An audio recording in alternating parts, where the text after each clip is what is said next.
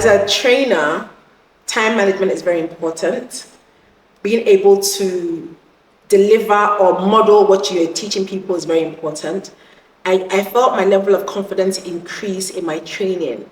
So from even getting content together, knowing how to speak with people, knowing how to be a good listener, even being a good leader and being organized, all of those things, I can't probably say exactly when, but over time, I felt more comfortable speaking in front of people. I was getting more invitations to speak at events, on radio, on TV. And so as I wasn't turning those things down, because I now felt I had the skills to be able to deliver, it just cumulatively improved my skill set and my confidence. And I actually realized I love it. I enjoy the experience. And because I feel like I've had the training and I know what to do or what makes a good delivery, I don't have to worry about that so much. I can just focus on what I have to say. And that feels nice. The number of moments that made me feel like this is a turning point for me. But I think one of the things that I had avoided for a long time and I didn't recognize that subconsciously I was avoiding was table topics. Because I wasn't good at speaking off the cuff. And I didn't know how to practice speaking off the cuff. I didn't understand the concept of not practicing before you speak. So I had completed one full path.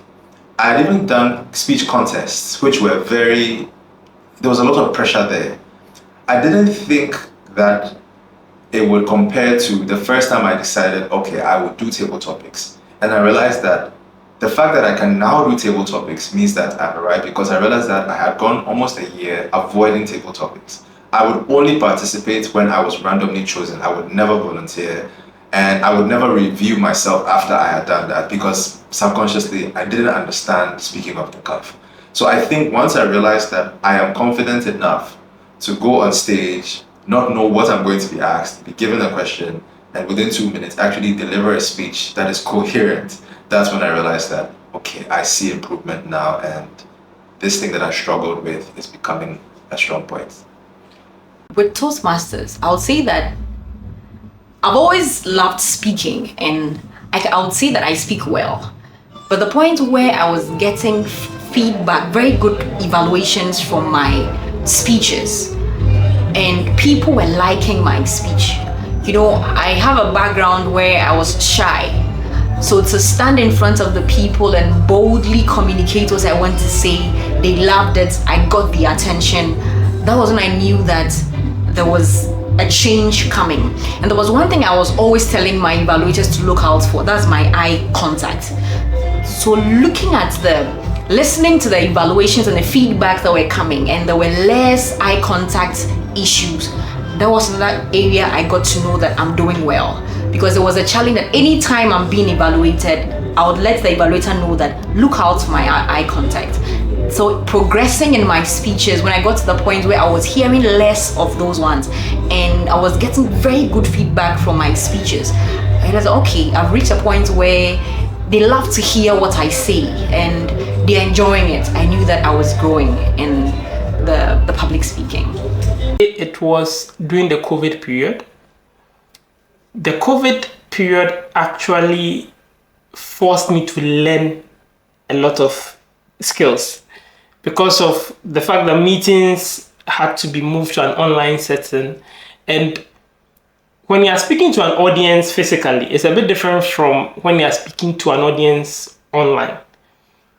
And I noticed that through that period and through that time, I developed this ability not just to speak to people in front of them, but to speak to them in front of a camera. It wasn't a very simple skill at that time because we are all still new to it. But at that point, I realized that no, I had really improved because I could actually articulate what I was doing in person to what I started to do in front of a camera. And it has been a major part of some of the activities I engage on even currently outside Toastmasters community. I noticed that when they ask me to host events at work, and we usually host events frequently, I usually accept really quickly. And even if I have no idea what the event is about, I'll accept first to host it, and then I'll go and read about it.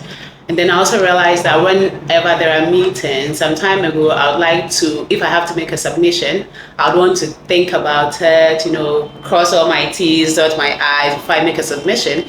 And maybe at that point, the meeting has ended. But now I just go straight out because I realize that I need to be heard and I always have something to say. So yes, it was pretty quick.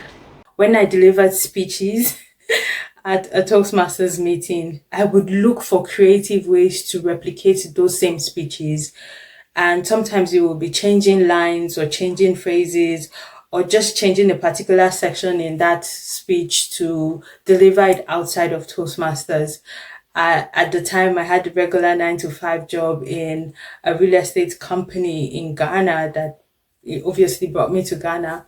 And I would hear speeches or give speeches and go and repeat them in team meetings. We used to have these Monday meetings where everyone from all the departments, so we had sales, we had admin, we had marketing, all come together in one space at least once a week on a Monday morning. And I was the office manager at the time.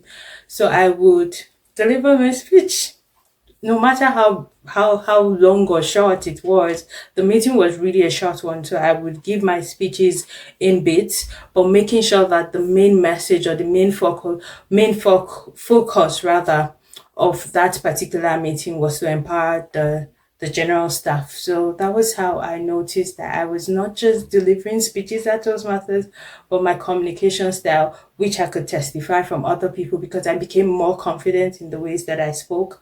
I became more confident in my presentation style. I became more confident even in the ways that I would articulate things and present them to make a case for other staff. So it really helped me. I've been in Toastmasters since 2011, April 2011. So I've been around a little over 10 years.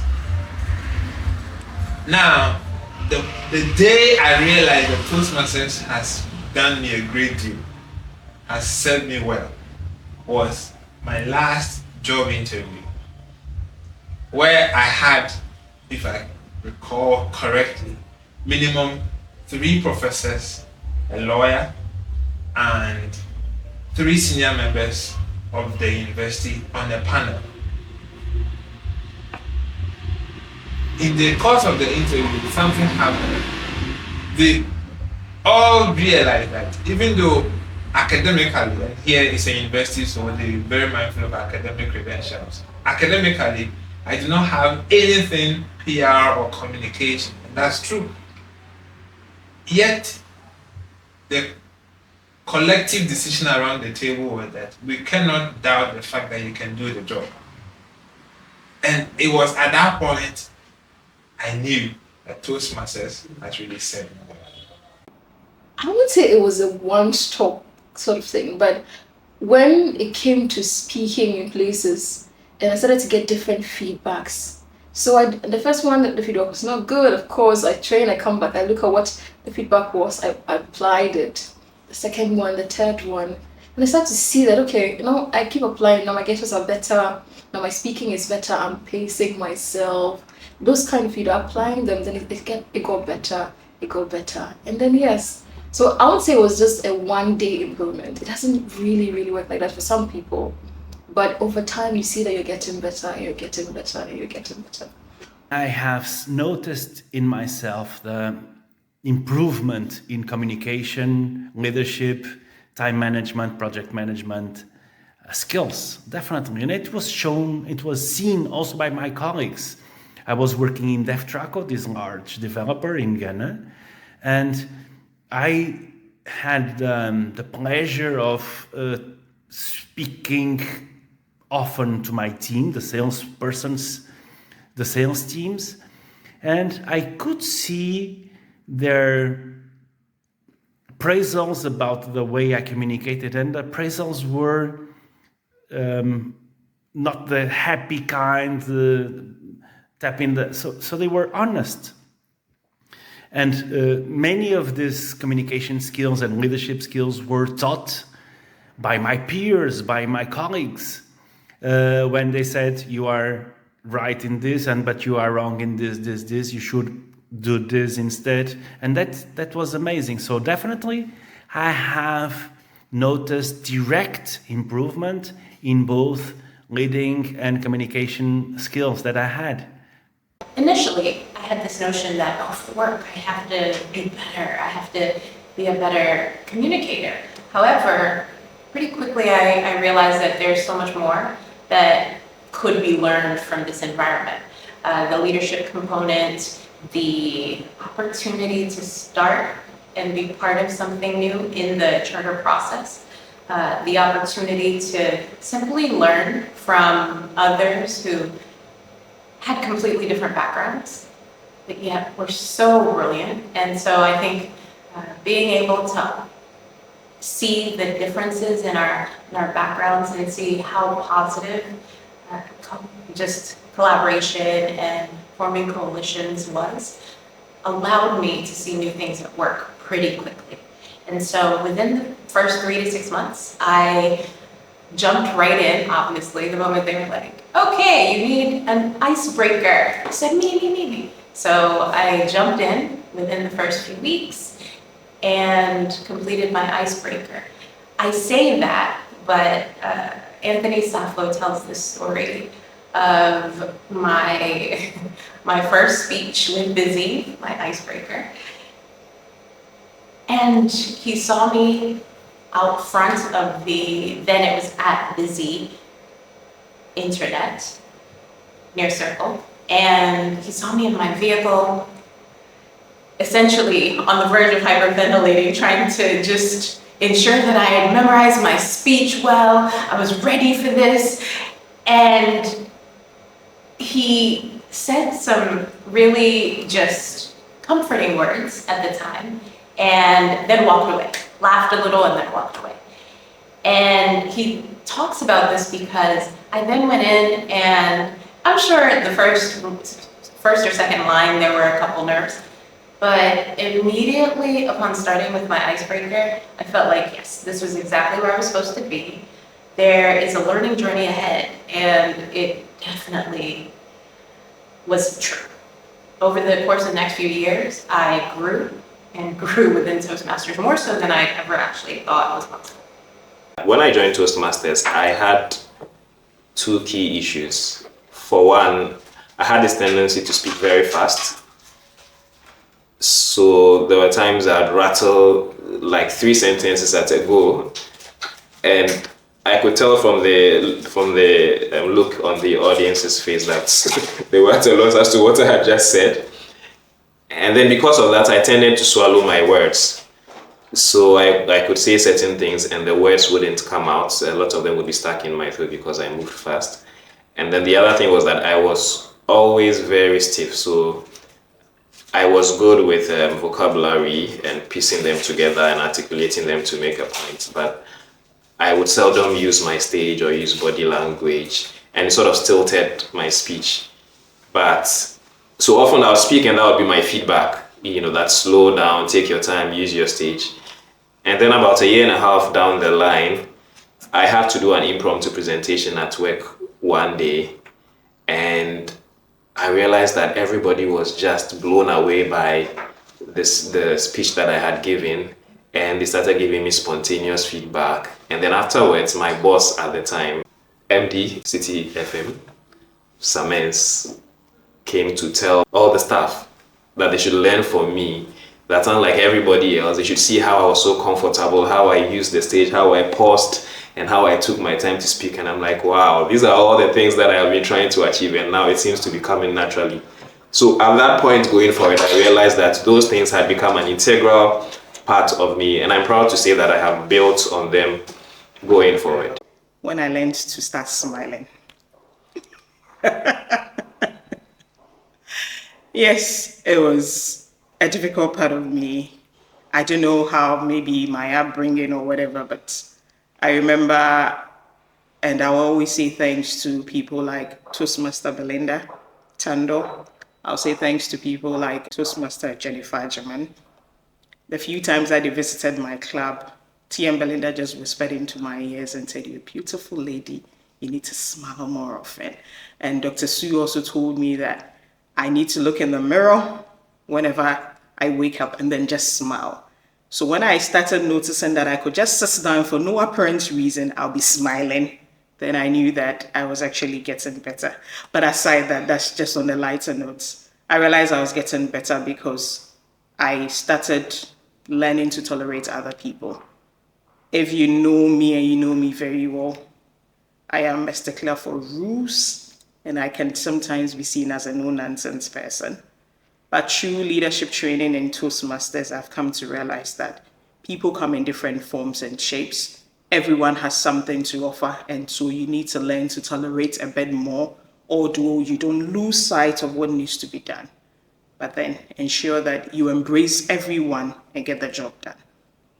It's interesting that I didn't see the improvement, but my colleagues around at work were those who saw the improvement. Usually at my previous work, every Monday, Wednesdays, and Friday would have sort of morning devotion where you come and give a scripture, I try to explain, and then you raise prayer topics from it.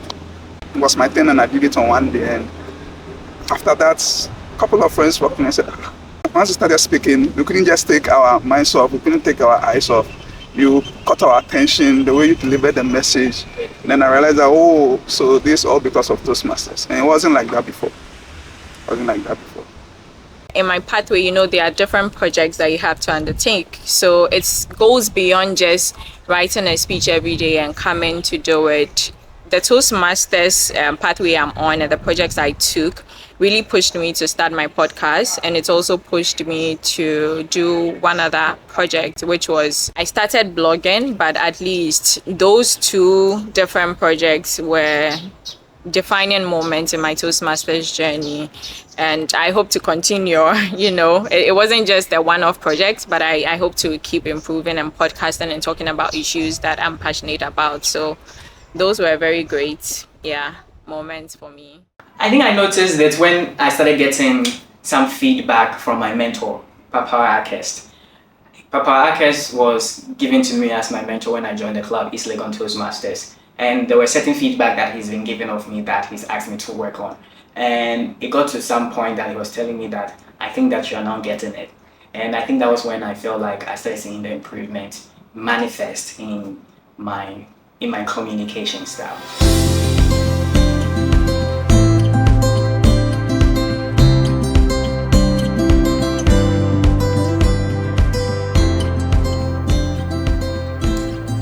Leadership, for me, it's the influence piece where you get to support people to become the best version of themselves. And any opportunity that I have to lead people, the one question I ask myself, how do I move them from ground zero to the zenith?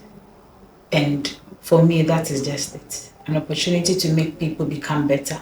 An opportunity to help people identify themselves, an opportunity for you to impact lives, an opportunity for you to give people the voice to also be themselves, to identify certain things in them that they never.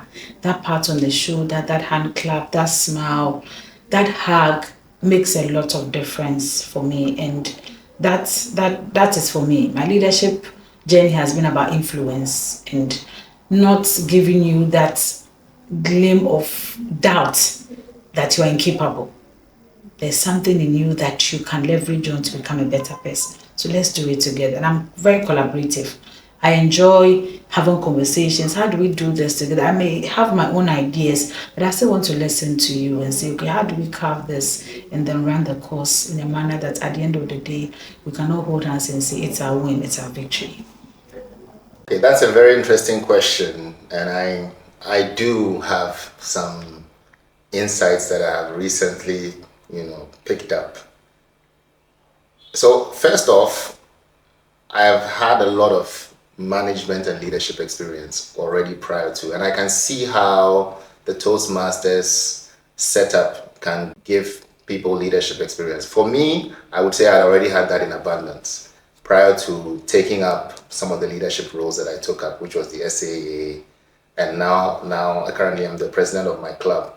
However, I realized that in spite of all my experience, Toastmasters challenged my leadership skills in a very different way. I've always led in environments, in corporate environments, where people are held accountable and where people can be penalized for non-performance.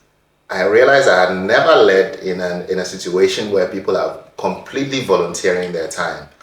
And boy, oh boy, has it been one of the most frustrating and challenging experiences so far.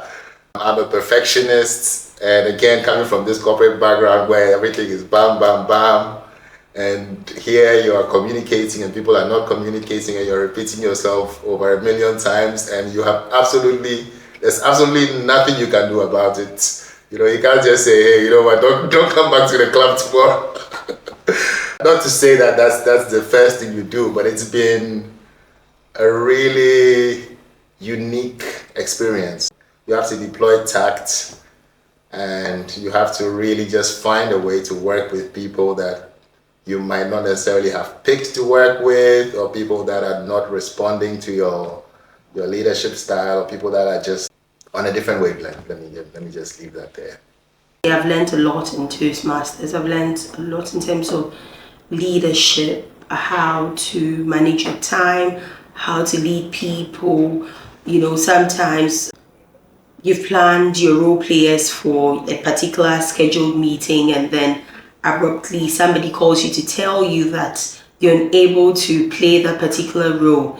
It means that as a leader, immediately you need to find a solution, because we can't cancel the meeting because one person is absent. So there you have to now go and lobby people, negotiate with them, or sometimes take that additional responsibility by playing double hatting in that particular regard.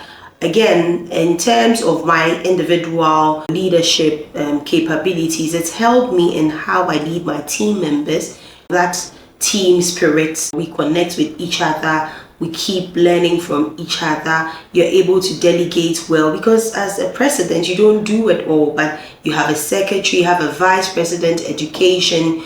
When you have meetings, you must collaborate with your grammarian, your sergeant at arms to ensure everything is working well. The secretary, again, another important role in the Toastmasters. So you realize that everybody has a critical role to play, and at every point in time, you need to be a leader in your own right. Again, time management is also very important as a leader. You must be responsible how you carry yourself, and Toastmaster teaches you all that, because the people that ushered me into Toastmasters, how they carry themselves, how they communicate. You're particular about your diction, your pronunciation of words. You prepare before you go to do your presentations. And in the corporate world, it's the same approach. As a leader, if you have to go and do presentations before the board, do presentations before your colleagues, team members, you also need to have structure. So for every presentation, be it your first word speaker or the role players, you have specific projects. So you have to conform to certain standards. So Toastmasters teaches you all that. There's a structure you must follow depending on the project you're doing, the level, the research. That's all part of the leadership, because we work on projects. In totality, it has really helped me. I've become more responsible, more enlightened, how I lead my people. I'm particular about how I make my submissions in public. Hitherto, I'm sure I'd have said so, you know, the filler words. When I joined, there was a legacy program that was being phased out before what we have now, Pathways. So the legacy drew a clear distinction between the two. So there was a communication track and there was a leadership track. So it's kind of made it a little easy to determine how far you want to go as a communicator and how far you want to go as a leader. But then Pathways fused the two together, because really every leader should communicate and every communicator should be able to lead, you know, in my opinion. And so that fusion was also important, but having the legacy gave me an appreciation of both worlds. And so by the time Pathways came in 2018, I saw the value of speaking and leading.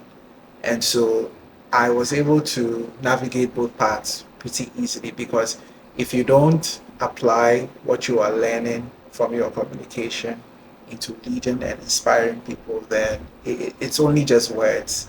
But Toastmasters really puts you in a space where you can't just lead with words. Your actions must speak, because you don't have formal authority to lord anything over anybody. And so if you lead by example, you realize that you get the influence, you get the buy-in that you need, and you're able to do a lot.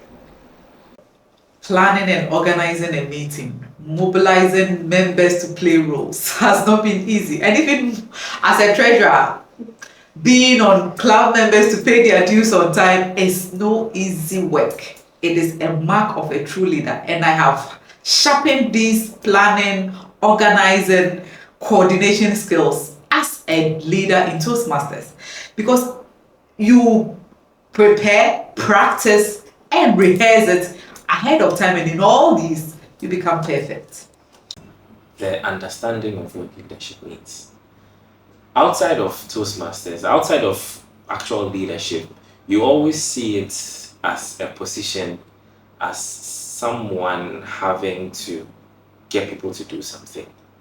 And you don't understand the very fact that leadership in itself begins with you, and it's more of influencing others to see a vision and toe that line than it is giving them directives on what to do. Because when I joined Toastmasters, I honestly joined for the speaking part. I didn't even understand why a group that helps people to speak in public calls itself a leadership group. And then along the line, I came to the understanding that once you know how to speak, the task of every individual generally is growth, is to get better. But sometimes we need a little direction. So when you know how to speak, now you are required to assist others who have different journeys and different understanding in helping them to get to that destination that they want to, but using the skills that you have acquired and the knowledge you've acquired in that direction. And that's how come I've been able to understand what leadership means as far as influence is concerned, and not just asking people to do something just because.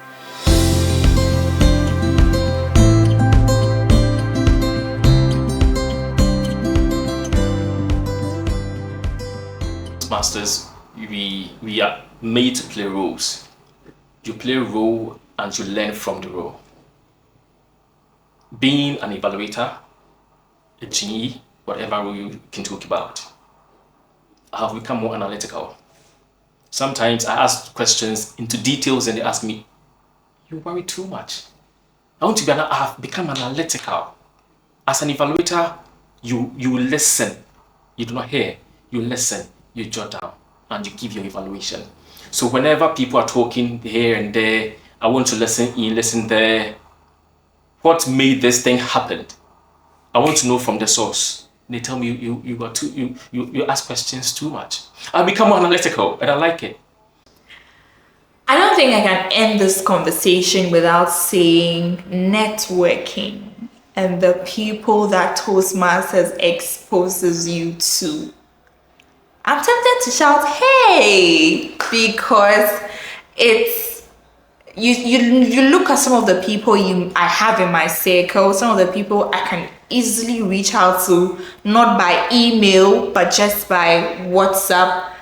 And I think Toastmasters has done me a lot of good by opening me up to so many people. So I think I'm not even utilizing the people I have in my circle enough, but I'm open to a lot of people.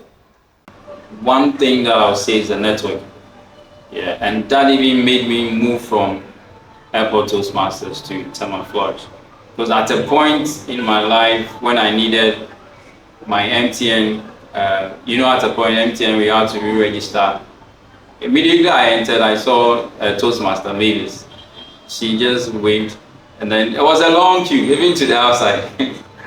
Then she signaled them to come and call me, and then once I had to bypass all of them, it was fixed for me. At the point, she moved from Tema to Common 25, and I had a client who we had finished her building project, and she had to get a Wi-Fi connected. That one too, when I got there, Toastmaster Mavis was there, and then she signaled, come. So the client was looking at me and said, how are you able to dodge all this queue and then get, I said, yes, because I'm a Toastmaster and she's a colleague in Toastmaster. So she wanted to know what Toastmasters is really all about, and she had come from US, and so when she went, she also had to study about Toastmasters. In my job as a project manager, anytime I need help from a civil engineer, I go to Toastmaster, I go here from. And then once you call him, he will give you that advice that you need. You have to do a soil test, he will link you up to. So the networking has been massive. There was a time I was going to open an account for one of my workers. And then when we went there, there was a Toastmaster Asantua. And then she said, hey, Toastmaster Ima, have a seat. Then my worker was just looking at me. There was a long queue. And then before he knew the account was open for him, he didn't even have his ID card there. And so one of the workers said, we'll not open for you unless he goes to. And then Toastmaster Asantua said, do it. And then they did it, and then my worker had to send the ID card by WhatsApp. And it was a smooth process. My husband gets a lot of feedback from me. Because I've learned that feedback is important for leaders. Well, sometimes not so well, but I think he's been good so far. The networking has been incredible. There are a number of times when I've needed something to be done, and I've just picked up the phone and called someone. In the same way, people have called me several times to request for some kind of assistance or some kind of professional advice. And I think in spite of everything we learn concerning communication and leadership, the networking has been very beneficial. You know, in the community, we have very important people, but we take it for granted that you have people like Mr. Samuel Eyim, you have people like Dr. Loretta, Dr. Susie working amongst us. They're very influential people that you can leverage on your connection with. I think organization, especially as VPE, because you want the program to be successful. So you really have to be sharp, you have to think on your feet. I remember when I was VP, I always had a backup for a backup. So there's a main guy, there's a backup, and there's a backup in case that guy doesn't come. And so that sort of helped me with project management. Oh, Toastmasters got me a job. It was part-time, but then I even got it when I was in level 400. I wasn't done with school yet, so it means I didn't have a transcript ready, I didn't have anything, no CV, no nothing. But then just by word of mouth from one Toastmaster to my boss, that's how I got the job. So when I even went there, it was supposed to be an interview, but I just went to have a conversation with him, and he goes like, okay, you have the job. I will send you the contract, you sign it, and then send it back to me. That was it. It was in two ways. One was observation from people, like seeing improvements in my life, and they're like, what did you do? People knew me to be the shy person who wouldn't speak in public, and then all of a sudden I'm taking up responsibility and speaking up and speaking so well, and people are like, how did you do that? I want to also have that. So it was like a confirmation or validation of the effort I have put in the past or in the last couple of weeks. And then it was also my own self-assessment, that just looking at me and the things that I was doing at work, I was really happy because I was making impact. People could notice it, people were appreciating it. And it's just a better life to live because you have so much to share, so much to give to people around you. And that was like a big validation for me why I used to spend that money to renew my Toastmasters subscription. I think a big part would be time management, honestly, because I realize even with my speeches, I always go over time. Like, I just go on a tangent and I speak and speak and speak and speak. And I realize as a leader, I have to really be time conscious. It's not just about the content I'm putting out there, but time is money. So that's something I've picked up, and I'm still working on it anyway. I'm a work in progress.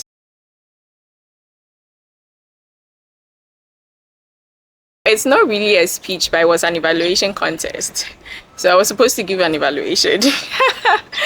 And I was representing busy speakers at the area level. And imagine, like, I just gave the evaluation, was so nice, it was going well. Before I knew it, I saw the red card and I was like, girl, you've done it again. I had just gone overboard and I started laughing because I knew I would be disqualified.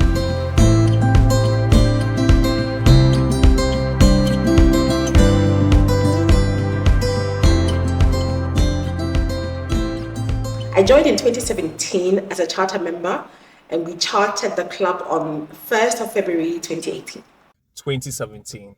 February 2021. Late 2018. In 2020, during the COVID period. 1st of April 2016. That's when the journey began for me. In 2021. 2017, around May. In the year 2021. 2017. At the latter part of 2019. 2020, June, when the world was battling the COVID-19 pandemic. In 2018. April 2022. I joined Toastmasters in April 2010. That's April 2010. 2022. August 2019. During the COVID season, so 2020. 2021, in the month of July. 2020, 1st of May. April 2018. April of 2019. In April 2011. October 2017. 2018. February 2015. 2019, September. We started somewhere in 2018, but we finally chartered in August 2019. And it's been a beautiful journey so far. 2020. 2022. 2019. 2021. 2018. Between 2017 and 2018. 2019. 2014, 2015, thereabouts. 2019. Since April of 2022. 2021. 2020. 2018. 2018. October 2021. 1st April 2018. In 2019. 2017. 2023. 2011. 1st of December 2017. 2019. 2021.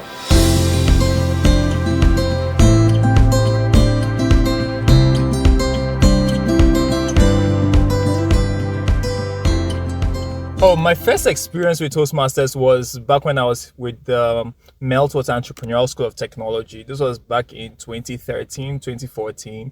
Papa Akes, who is a distinguished Toastmaster, came and did a mock Toastmaster session, and everybody fell in love with it. So I made a mental note to join, but I really joined after the MES 2014 experience. First of all, the experience with Papa was captivating.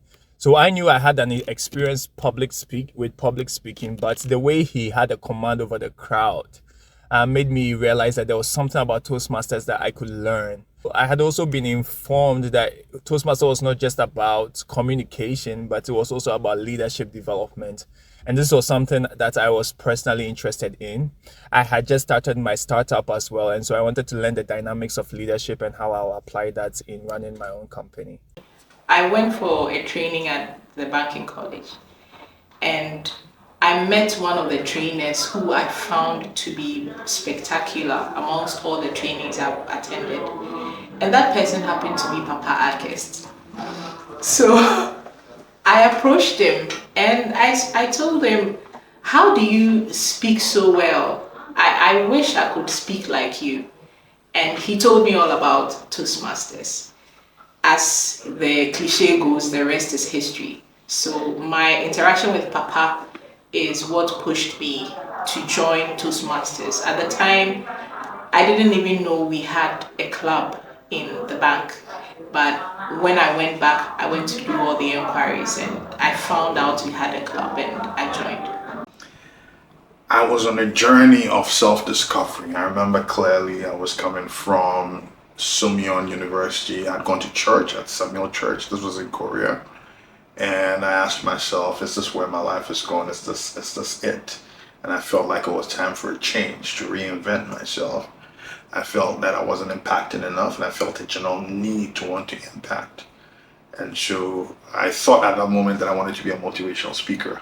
Of course, later I changed that because my girlfriend at the time, who was Korean, didn't like that word.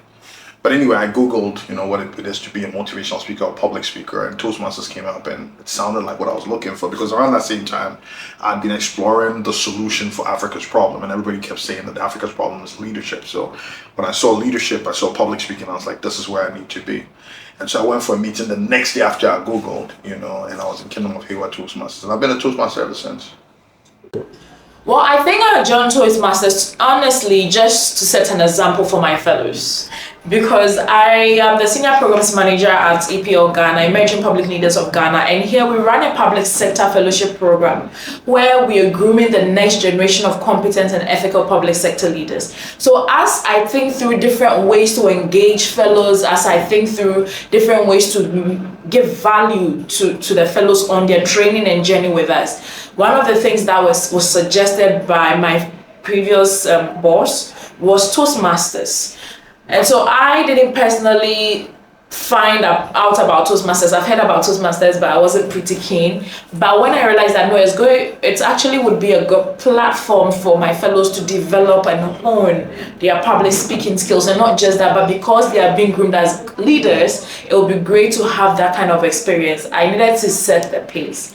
So the first 20 people, I said, put my name in there. If they see this kind of example, then they would be encouraged, they would be inspired to actually commit to it and give their best, which is the birth of Orators called Toastmasters Club. I became a Toastmaster, will I say, by accident. It wasn't really, I didn't know Toastmasters by then. Then president of PMI Ghana chapter posted on the WhatsApp platform the intention to create a PMI Ghana Toastmasters Club. I was initially fascinated by the name Toastmaster, and I felt it would be cool to address me as Toastmaster Freeman, so I researched it and then I made the decision to join. The whole idea about Toastmasters, the fact that it seems to omit your public speaking skills as well as leadership skills, I found that very essential as my role as HSC in work, and also being aspiring to be a project manager. Those are very essential skills that I needed in my line of work. As a project manager, about 75% of what you do entails communication. Communicate with your internal and external stakeholders, your clients, your personnel that you work under. You also need to communicate your project as you are done, and I felt, yes, this is it. This is what I've been missing. I guess it was an influence from my father, because my father was a Toastmaster in the Accra Toastmasters Club. Yeah. So basically that was what influenced me to become a Toastmaster. Well, I did realize that I needed to improve on my confidence, I needed to improve on my public speaking skills, and those are the main things that drove me to Toastmasters Club, and I guess I didn't regret it. I moved from Takrade to Accra in 2018, and at the time I had a friend, Amisha Eufori, and he noticed that I like talking and I found interest in very weird topics, and so he invited me for one of the meetings, and then I joined and I asked if I could witness a couple of meetings before joining, and they said, yeah, it's fine, there's no pressure. So after a while I thought, why not? Yeah, so I like the exposure, I like the fact that you're able to express whatever is on your mind. It was in 2020, I attended a program called the Book Exchange Affair, and my friends who were organizers decided to talk about my book. I'm a writer, and immediately they told me that they were going to call me forward to talk about my book. I vacated the premises, never to return again. And so after the program, a friend talked to me about my fear of public speaking, and I explained to him why I ran away from that opportunity. So he recommended Toastmasters Club and asked that I reach out and join. It was a push and a pull factor.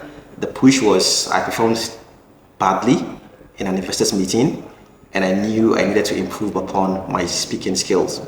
The pull, however, was when I got connected with Toastmaster Peter. He took time to explain the process to me, and it was about a 40 minutes delivery without any filler words, It was just a perfect delivery, and I was like, yes, that is what I want. And that was the pull factor to becoming a member in the Toastmasters Club.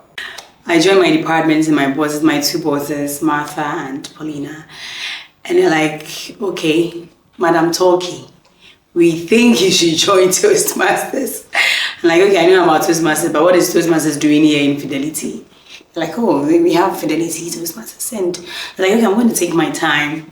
I joined their meeting a couple of times and I was like, okay, not bad. The fact that I am now going to be amongst people that equally love speaking. The fact that most of the people I know there are men and women of integrity. I don't like to be a local champion. So I love it when I'm surrounded by people who are like way above me. And yes, so those are some of the reasons. And I think to learn more about leadership as well, because most of the people there are leaders in my bank. Sometime in 2018, I was at the American Embassy for an education fair, and I saw this group of young people delivering speeches, and I was like, what is happening? Fortunately, I had a friend, that's Peter. I think he was a timer. Yeah, he was a timer for the day. So that's when I got to know about Toastmasters. And 2 years down the line, he invited me over to their meeting. I think it fell in line with what I wanted to do. The very first time I saw a Toastmasters meeting, that was at the embassy. What sold me out was their strict use of time. Trust me, I had never seen any events with meticulous timing. Like, we are starting at 4:12, then at 4:17. So that was really, really big for me. And I'm a very avid believer of time consciousness. So I felt, okay, this was a good thing. Then again, I was looking for ways to improve my craft and to bring alive my stage presence with regards to my patter. So knowing that Toastmasters could do that and speaking with Peter, I just decided to give it a try. I heard about Toastmasters all the way in Puerto Rico. I had a friend that I was on the same program with on the doctoral journey, and I just observed the way she was actively engaging during our residency. And I asked her what her secret was. And she said she's a Toastmaster. I said, really? What is that? I hadn't heard about it before. And she was like, which part of the world are you? But Toastmasters at the time was about 90 years, and she was surprised I didn't hear. So she told me what Toastmasters was about. And once I returned to Ghana, I came to DIC and found Toastmasters. It was the beauty at the very first meeting I attended. And this was Accra Toastmasters Club. I didn't know a meeting could start on time and end on time, and have everyone who is scheduled to speak knows exactly why they are standing in front of an audience. So I observed that beauty, and I also felt very welcoming at the meeting. The SAA at the time welcomed me, and within no time I felt I was already part of a family that I already knew. I actually became part of the Toastmasters team by just listening to a colleague of mine who I've seen do a couple of presentations in the past. Suddenly I realized there was a change in his delivery. I was wondering where the change was coming from until somebody invited me into a Toastmasters meeting. Then I saw him deliver a speech there, and I mentioned, okay, so this is where the whole force is coming from. So I personally went back to him and called him and asked him, is this where the change actually happened from? Really, he confirmed that that's where all the changes have been. He's actually been a great presenter by being part of Toastmasters. Honestly, what I saw, I really liked it because there was a very tremendous change, as in where he has been in terms of presenting and then where he is now. And actually admired where he was at the particular point in time. And I said, if Toastmasters have done this to this man, then I want the same thing to happen to me. So basically, that's how come I joined Toastmasters. I was in a job I was doing okay at, but there's a feeling that I could do better. I wanted to do more. And it felt like I was closing myself in. I wanted an out. So I was looking for the nearest Toastmasters around me. And at the time it was Airport Toastmasters because I was working around the airport area. And I just happened to go. I was like, oh God, this thing, my first speech was not good, as everybody else. It was not good at all, but it just got better as I kept coming. And because for me, it was an escape on some level. I kept coming, I kept training, I kept knowing how to prepare a speech, I started going off the cuff. There was a deep feeling that I need to make this thing better. I became a Toastmaster through curiosity. I just followed through hearing people talk about Toastmasters and wanting to see what they actually do. I followed through to the very meeting that they were attending, sat through the meeting to which I heard people deliver speeches, people answer questions, to which I later learned to know it was called table topics. This was people answering impromptu questions at that very given point. It struck an interest in me, and I did see myself being a part of that institution, to which today I would proudly say that I am a Toastmaster. I became a Toastmaster because I'd heard about it and I didn't really know what was involved fully. But there's a lady called Yawa Hansen Kwa. She formed Leading Ladies Network and she introduced Toastmasters to me, but I didn't join at the time. And then another lady called Maud Lindsay Gamrat. She was the first president of East Legon Toastmasters Club. Papa Arkhurst, a good friend of mine, DTM Papa Arkhurst, he spoke to her about starting a club, and then she reached out to me. And the rest, as I say, is history. This was as far back as 6 years ago. So watching somebody like Papa and getting to know him, his passion, his leadership skills, his commitment, and we work in a similar area. He's also a trainer and a coach. I could see that if I picked up some of these skills or improved upon them, it would help my journey. Secondly, I had been away out of the country for a long time. I didn't really have a network of old schoolmates or colleagues or anything of that nature. And so joining a community like Toastmasters made me feel like I can have a tribe or belong to a network or have access to different people to help me in my business. I got to know about Toastmasters on Eventbrite. And after I saw one of their meetings, the application for one of their meetings, I followed up. And then from that meeting, I decided I'll join.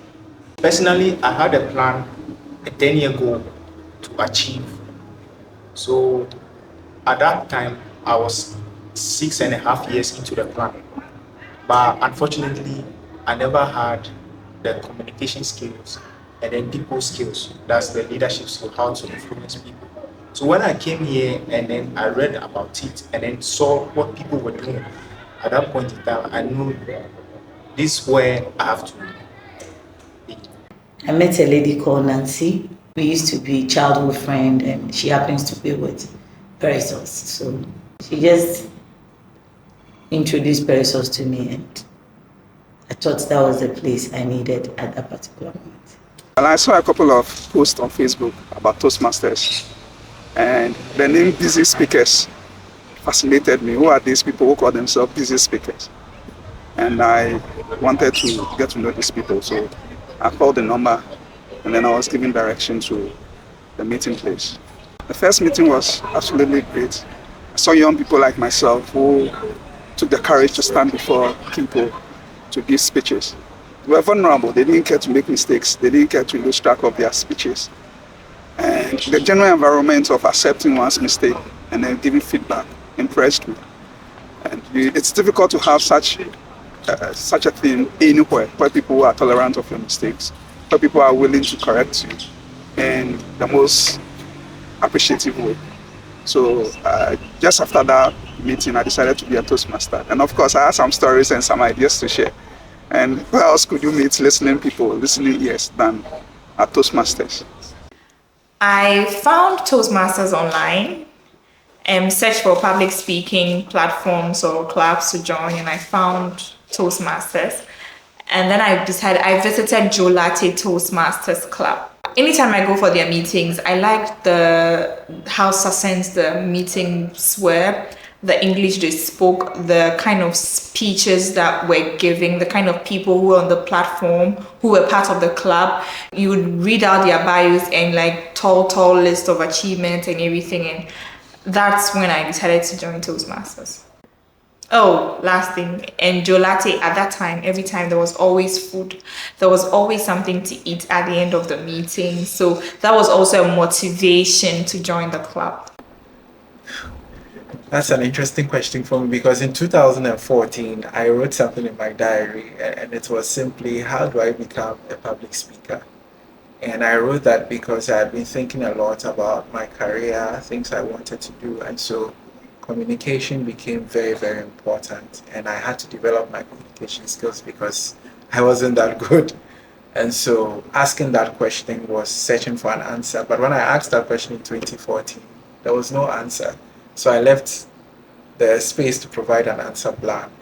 But then a year later, my wife introduced me to Toastmasters. I came for one meeting, I saw what happened, and I knew that was the answer to the question I wrote in my diary. So I visited a couple of times, and then in 2016, 1st April, I officially became a member, and I haven't looked back. It all started in August 2019 as two families, the Sappos and the Obimpes, decided to plant an Assemblies of God church, a branch of Assemblies of God church at Adona in the Volta region. On our way back, we talked about so many things, among which were how ex-president Mahama was a great communicator. Margaret, the then president at Stanbic High's Toastmasters Club, kept talking about Toastmasters and the need for every leader to join so as to become a great public speaker. I made a mental note to read about Toastmasters when we get home because I didn't want to spoil the conversation.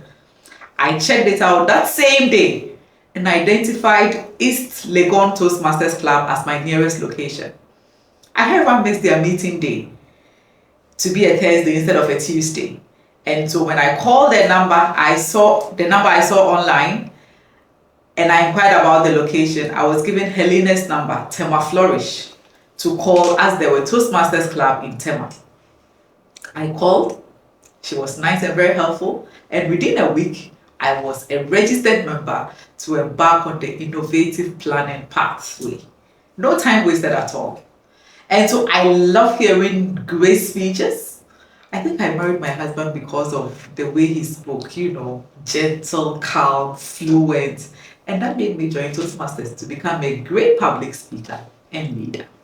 I had actually decided to join a long time ago, but I guess I was nervous. I was scared about what to expect because in my mind, Toastmasters is this organization that helps people to grow, learn how to speak in public, essentially do a couple of things that I wanted to do, but I didn't think I was up to it. That's what was preventing me from joining. And in my first meeting, I decided to go, but I decided to go late, just so that if anything happens, I wouldn't be called to speak. And fortunately for me, I got in right after the session where they were going to ask people to volunteer. So my plan worked.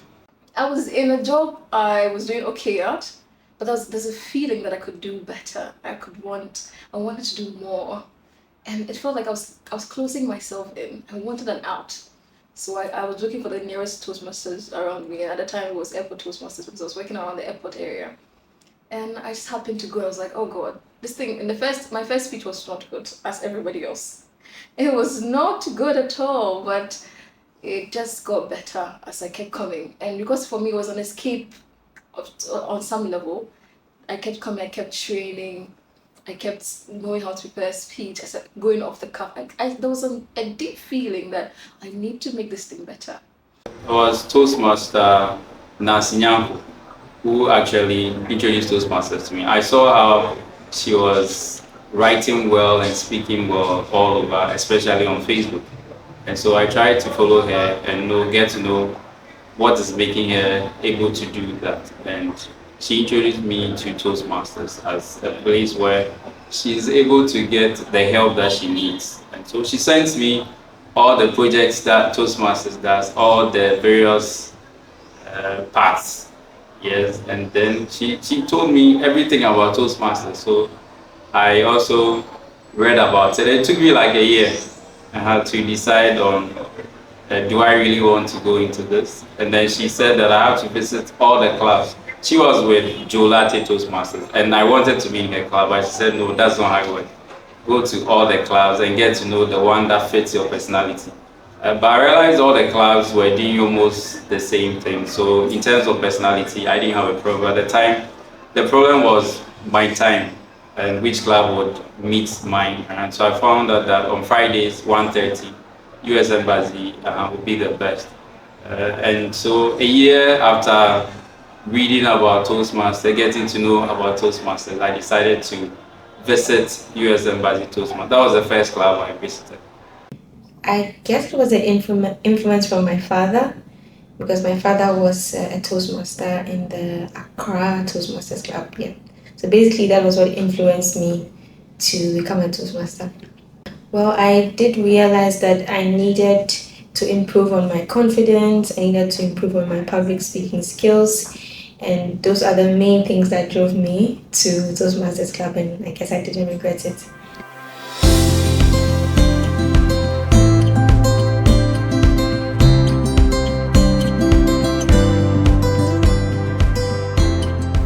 I had a few glorious speeches delivered in several Toastmasters. From Portugal, I barely remember them, but from Ghana, in several clubs, mostly in busy speakers, I have good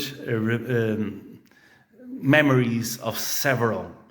The most memorial I have is about the one that I was a Superman or a superhero, and my challenge was, what's your superpower? My superpower is to make people happy, is to make people smile. And I had a cape.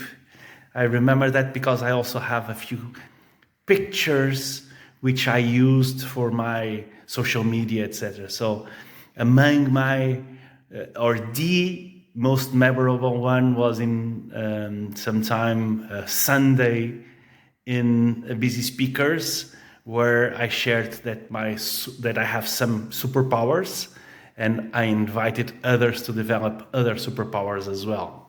A speech that I had on a traveling Toastmasters journey. I don't remember who gave the speech because it's been a while. She used her life story, and she spoke about being married for a while and she was looking to conceive.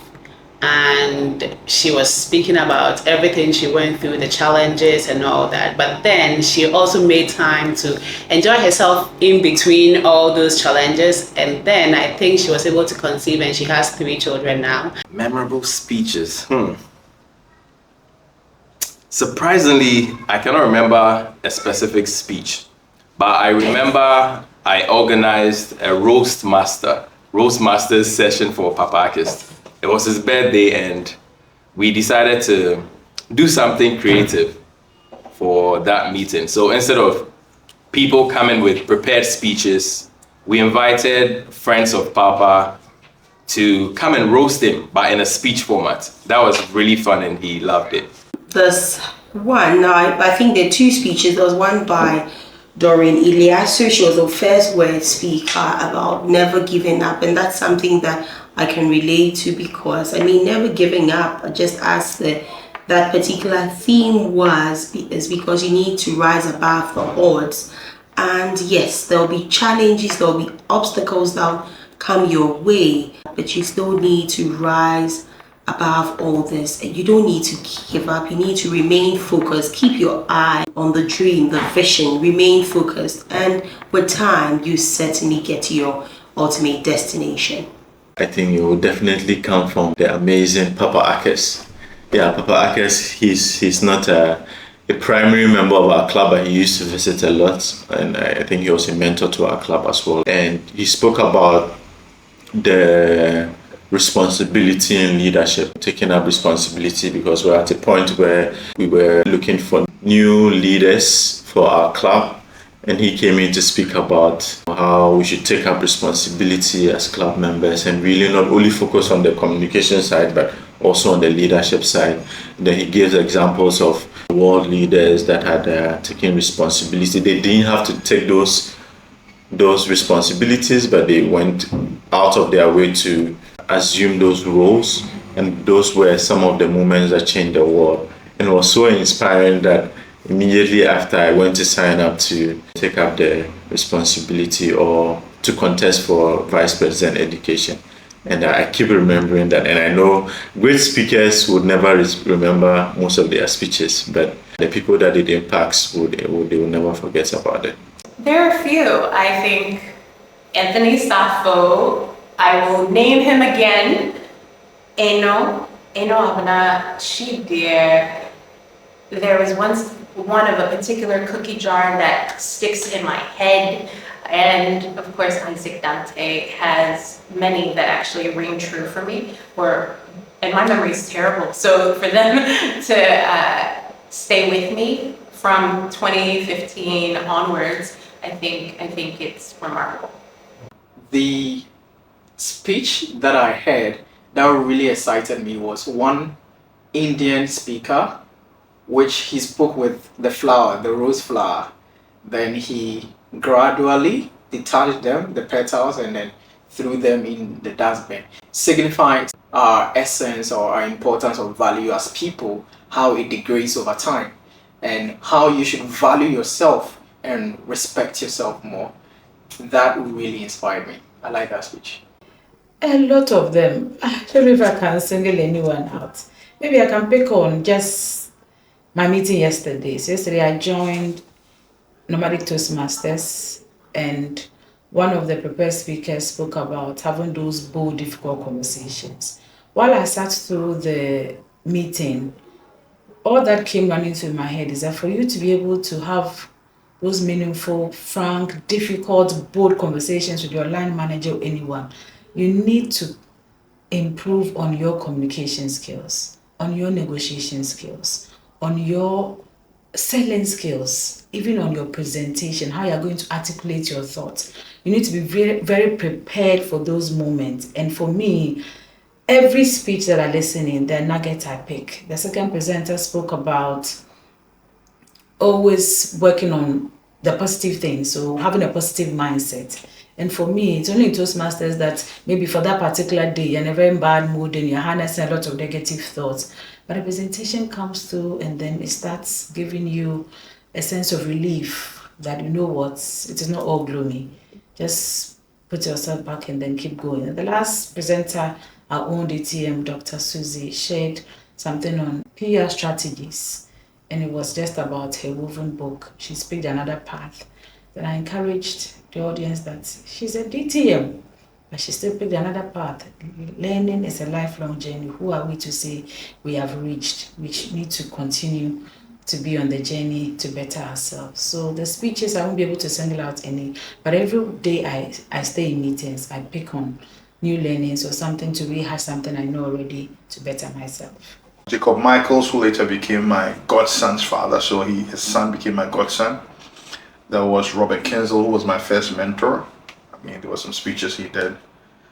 And there were a number of them too I heard from. You know, Koreans are Asians in general are very deep thinkers. And sometimes when they give speeches, so they generally, I mean, with the Americans there, you would sometimes hear, funny speeches or fluff. But with the Asians, it was always something life-changing. And they could be very vulnerable. I mean, to the point of, I remember somebody shared a speech about how they almost committed suicide the day before, but their mind changed because they got a call from a Toastmaster and, talking about how, they could really go there. And so for me, I think one of the things, and probably why I'm so passionate about Toastmasters and I take it World Cup, as some people would say, is because for them, it was real. And for me, this is life-changing. This is saving lives. People were pouring, people were getting deep. And sometimes there were historical facts put in speeches. So I can't mention one, but I would say that in Korea there were quite a number. In Ghana, there have been a few too. Tony Sappho, I remember, did one talking about the discovery of the pencil because we're trying to figure out how to write in space. And there were a few other Toastmasters who were good storytellers as well that told memorable speeches that made a difference. I myself, if I'm not going to sound too what should I say, narcissistic, I would say that I was inspired by one of my speeches as well, which actually happened to be my very first speech, the icebreaker. And I remember these two young ladies, Layla and Midjan, came all the way to my place, which is literally like from here to Winneba. You know, it was far, to come help me practice.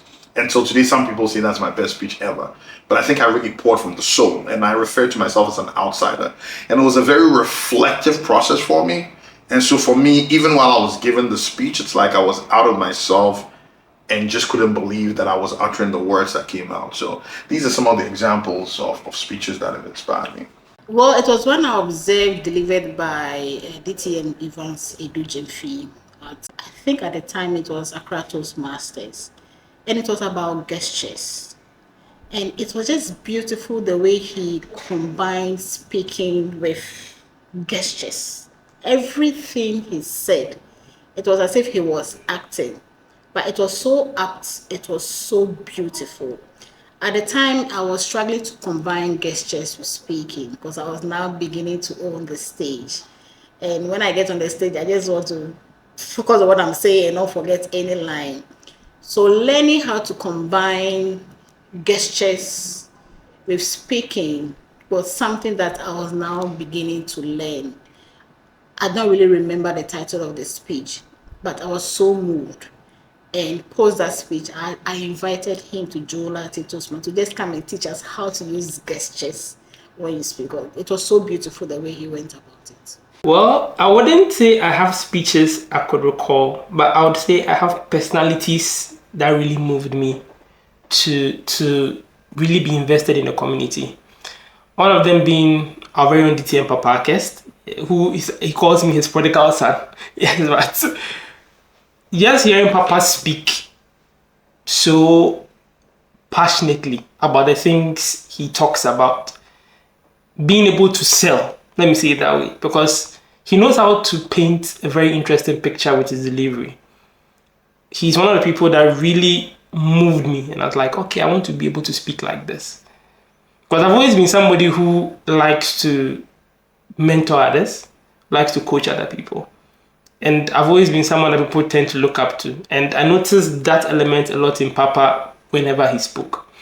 Another person that really, actually, thinking about it now, I didn't even expect it.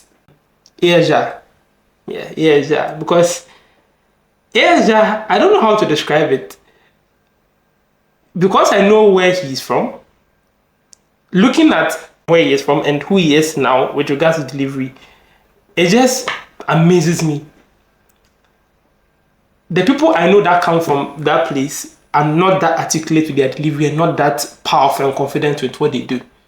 But he is able to mix both that side of him at the same time too, in a very articulate and very professional manner. And it's just awe-inspiring. I really like that dynamic with regards to him. So within the community, I wouldn't point specific speeches, but if I talk about specific styles of speaking that really moved me, these two personalities have been a very key part of my journey. A speech that always comes to mind anytime I'm asked to recall speeches is a speech by one of my very good friends in Toastmasters, Toastmaster Ebo here from Bury Me Now. Bury Me Now was a speech he gave during a contest. But it was so real to what Ghana is all about. That we wait till people die before we do what we're supposed to do for them. We wait till people are no more before we make them feel or know. You can't even make a person feel or know how he meant to you when he's no longer there. So all the things that you do for my burial, bury me now. Be human. Let's make the other person feel better. Let's show love wherever we find ourselves. Let's show leadership. And let that transformation that we want to see in Ghana, it should be now and not tomorrow. It was interestingly a speech I delivered. Yes. Why not? It is my own speech. I only don't speak. I hear myself as I speak.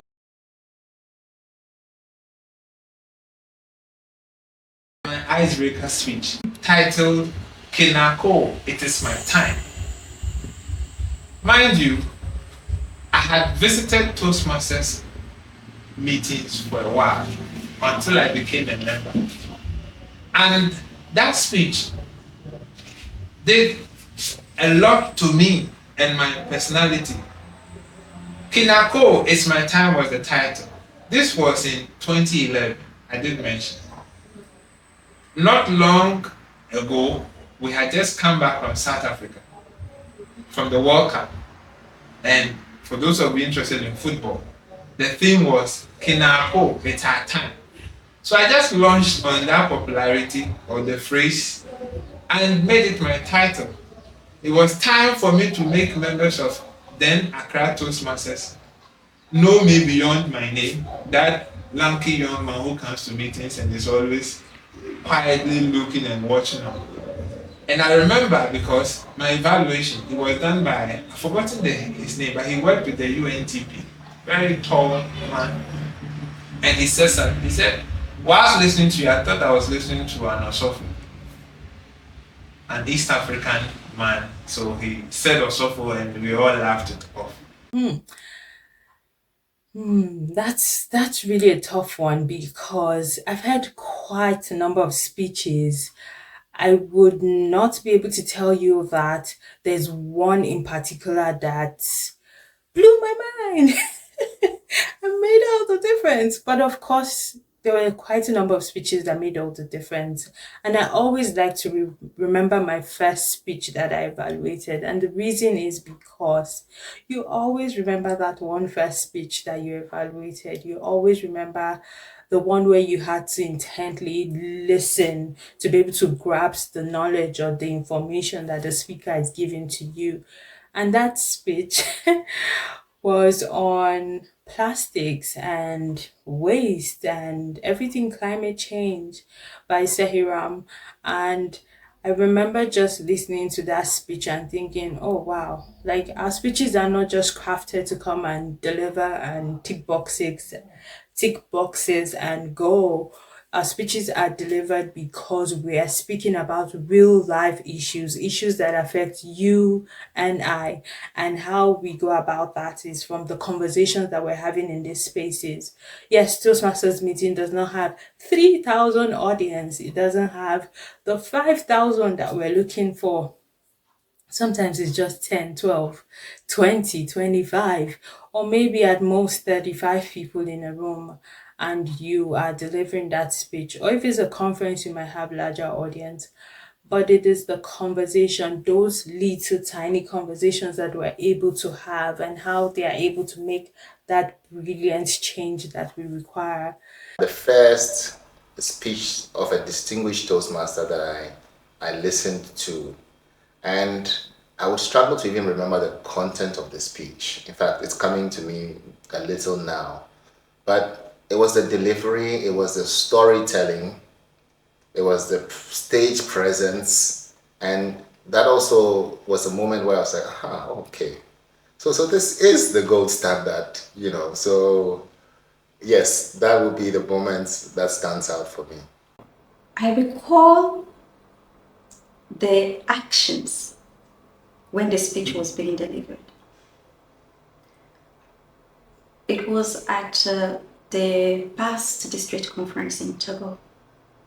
One of the contestants who was contesting in the French international speech contest at the district level, she delivered her speech using a personal story.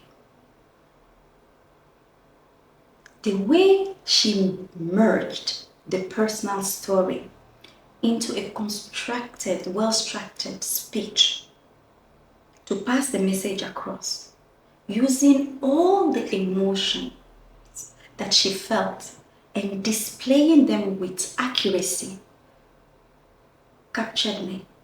I don't remember the title of the speech, but I remember it was about bullying. Her nephew was bullied.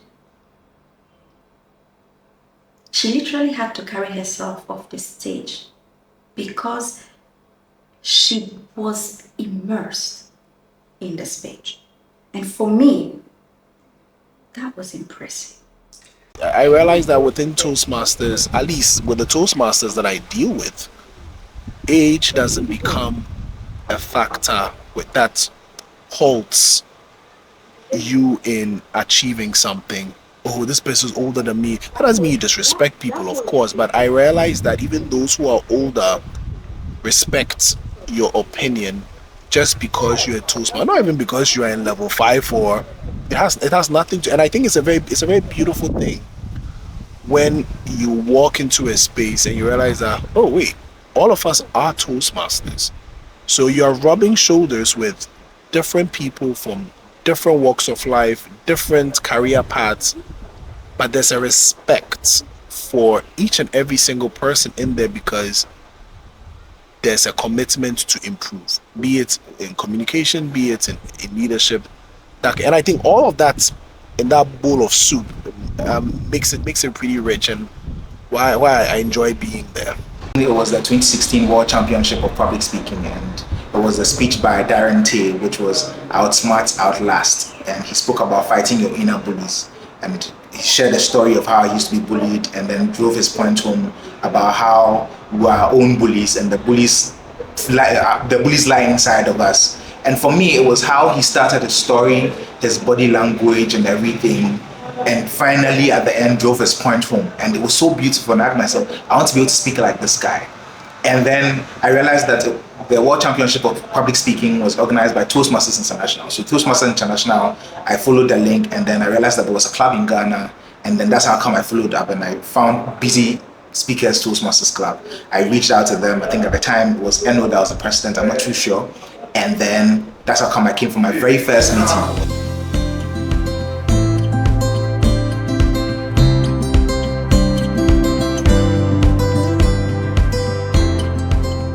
Paris Horizon Toastmasters Club, a club that I actually sponsored or co-sponsored.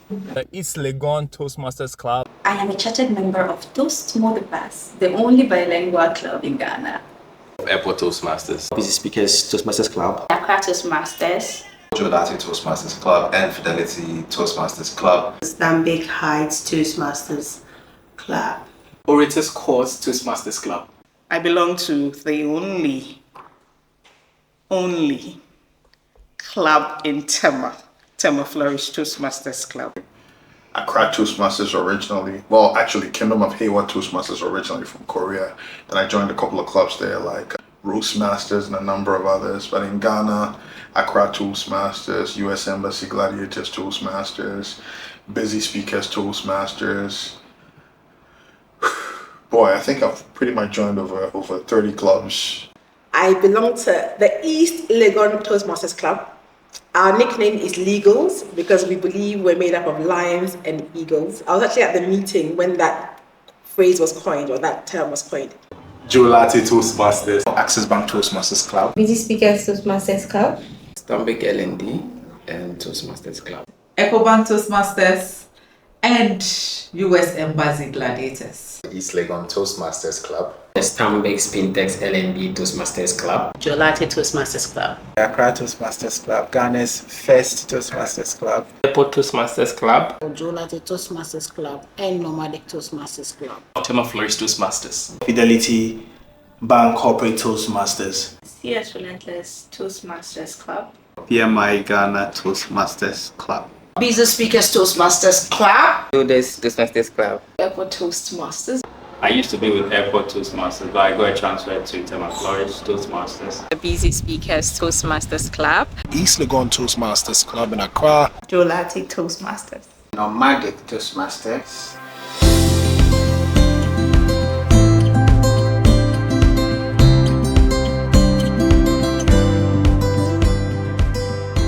Number 1, growth. Number 2, growth.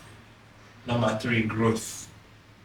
It's been a steady, simple, systematic growth over the period of 12 years. And I'm not going to stop growing. Every day I seek for opportunities to grow. Just before this interview session, you realize that I listened to my own statement and I realized I had erred in a simple subject-verb agreement. So we grow every day, and I have not stopped growing. In Toastmasters, the mission is simple. Evans, grow every day. So I would rather multiply one word 3 times for you. Growth, growth, and growth. It's interesting because I haven't thought of it in this way before, but I'd probably use the word transformational. And I've done a lot of programs where people claim it's transformational and it's going to blow your mind. And it's not that this blew my mind, but it exceeded my expectations. It exceeded my knowledge and tapped into the fact that I was just scraping the surface of my identity, and I needed to dig deeper. I needed to peel back that onion a little and see who I was from a different perspective. So transformational. I'd also perhaps use grounding because it allowed me to simply, I know there are other clubs that are focused on community development or personal development, but Toastmasters kind of combined the two for me. And so it really helped me get grounded personally, but grounded within my community as well, and I really appreciated that. In addition, the third would be, I think, a little nerve-wracking, because there were times where there was this notion that, oh, Samara, call on Samara. We have portions within a Toastmasters meeting that might be I'm at a loss for the word, a portion where they're asking fun questions on the spot for about a minute at a time. That portion is called Table Topics. And so, though that time is always fun, I think I'd use nerve-wracking because regardless of what meeting I was attending, I was often being asked to join Table Topics. I initially thought, so much fun. After a while, it became, I have no idea about this topic, why me? There are 50 other people in the room, pick someone else. And so it definitely stretches you. And so it allows you to get out of your comfort zone. So yeah, I think all of us need to have our nerves racked at some point. And so I can't get too comfortable. So it was really, this family created an opportunity for me to be a little jostled at times. So it will be growth, leadership, but also excellence. Challenging, because it really has been. It has been gifting, and I will give you the reason why. It has been gifting because I've met certain people because of Toastmasters that have become key people in my life. Even with the publishing of my book, the person that designed my book cover, this was designed by Toastmaster, and I will mention his name, and I know he's gonna kill me for it, but TM Selassie Akaho. We went back and forth, and he did everything with me. He did the initial typesetting. He was instrumental in the graphics aspect of my book, and I didn't pay a dime. He didn't charge me nothing. So that's such a gift. If I call him today, he'll be like, oh, I'm so sorry. I'm like, no, you're doing something for me. Why are you saying sorry? I'm the one supposed to be begging and asking you. He's such a beautiful soul. So that's a gift, right? And I've met other gifts that are a bit more personal and I like to keep to myself for now. In Toastmasters,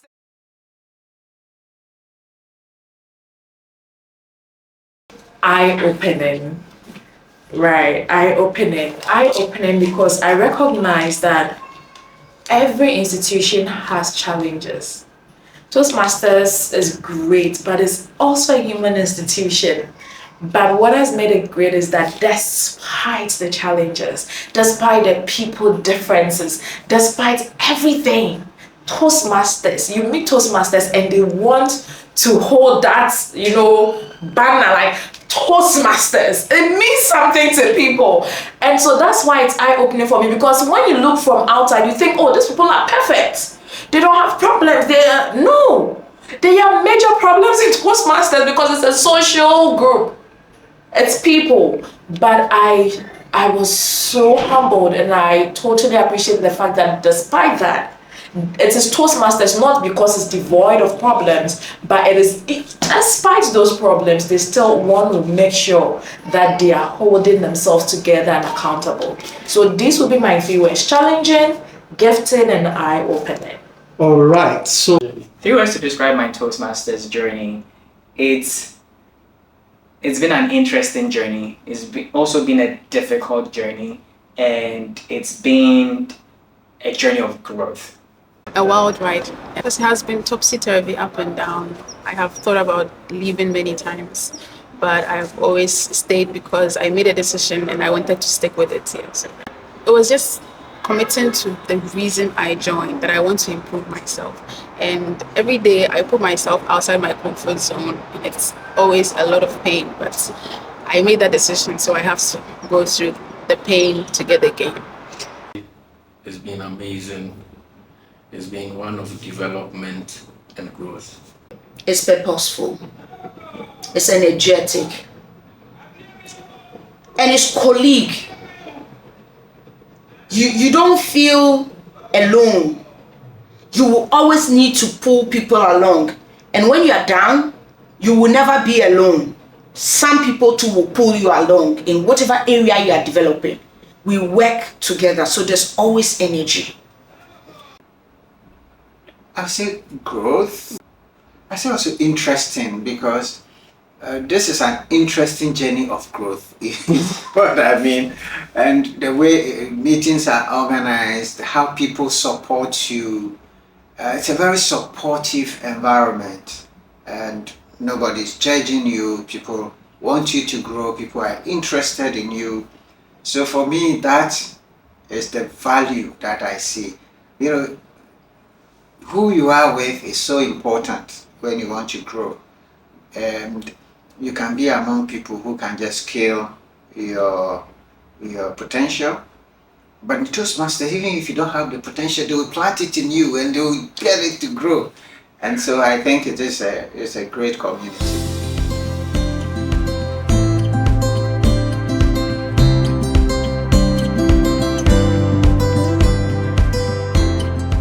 I'll talk about Benjamin Akapo because he was my mentor, and he's doing amazing things now on TV.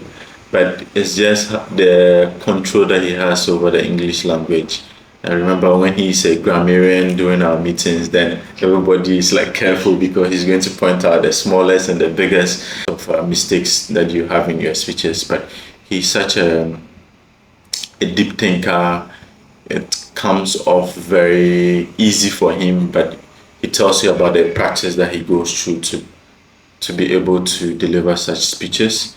And he's one of the people that I really admire. He influenced me. I remember my very first speech, my icebreaker. I had actually written down the whole speech, and because I read online that you're allowed to read, especially your icebreaker. And then he came to the meeting and took it from me and he said, you are not going to read from it. And then I went on to deliver the amazing speech. I won the best speaker of the day. And so he really influenced me. I would also talk about Dr. Susie Pupulampo. And she didn't really mentor me, we've not really engaged closely, but just looking at her journey, it's really inspiring. I was in the meeting where she delivered her icebreaker. I don't forget this. And everybody was like, yeah, this is her very first speech, and she was clearly nervous, but she went through a really amazing speech. And to see where she's come from to where she is now, like super speaker. She's also led the division at many levels, and it's really inspiring what she's done with her career and her time at Toastmasters. Number one, Papa Arkest, my grandfather mentor. He's not my immediate Toastmasters mentor, but then he really has impacted me a lot. It's through him I actually became a Toastmaster. So Papa Akes. Then Toastmaster Jeremy Kwenu. I don't know if he's still a good standing member with Toastmasters, but he was my mentor.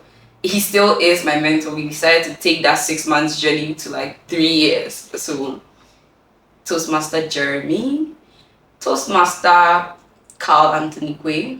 Well, he gave me some opportunities as when I was coming up as a Toastmaster. So that's Toastmaster Jeremy, Toastmaster Gloria, Didi Duration G, Gloria Bimpong, and who would the last one be? Let me just pick a friend in Toastmasters at this point. So I'll go with, no, I can't actually go without mentioning Adjoa Nyameche Odum. Yes, like it was actually through her I got that job. She should be number 3 actually. So yes, I couldn't have gone without mentioning Adjoa Nyameche Odum. This is the thing about me. Regardless of who the person is, once I meet you, I try to pick something from you. So I've learned a lot from many people, and people I may not even be able to recall their names. Yes, so it will be very difficult, but I make it a point that once I meet somebody, and after talking to the person, I try to pick something about the person which I want to add to my life. So yes, many people have made impact in my life. But I remember initially when I came, our president, had a great impact.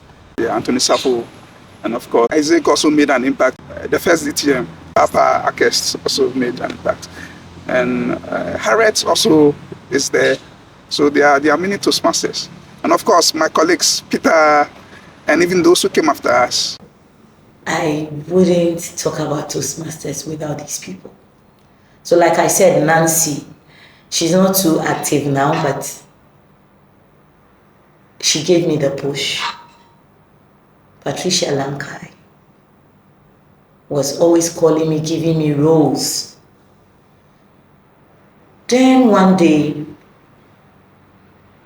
because I was in Peresos, Pakwesi had the intention of birthing a club in Takrady.